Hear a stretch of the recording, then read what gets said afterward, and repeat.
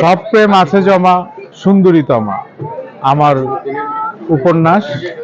এই উপন্যাসটাতে আমি দেখিয়েছি যে মানব প্রেম, প্রকৃতির প্রেম, ভাই বোনের প্রেম, এই যে পারস্পরিক ভালোবাসা, এই পারস্পরিক ভালোবাসা নানান মোড় নেয় এবং এই ভেতর দিয়েই আমরা নতুন নতুন গল্প খুঁজে পাই।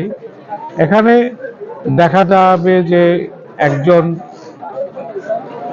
অভিভাবক কিভাবে সমাজের চোখে নিগৃহীত হন এবং কিভাবে সেই পথ থেকে উত্তরণের পথে যায়, এবং একজন বাউন্ডেলে যুবক তার জীবনটাকে কিভাবে নিয়ে যায়, এবং একজন বিদেশি প্রবাসী বাংলাদেশি মেয়ে এই দেশে এসে এই দেশের প্রেমে পড়ে, এই দেশের মানুষের প্রেমে পড়ে, এবং নানান টানাপোড়েনের ভিতর দিয়ে সিলেটের হবিগঞ্জের প্রকৃতির বিভিন্ন জায়গায় সে যায় এবং সেগুলির সৌন্দর্য উপভোগ করে।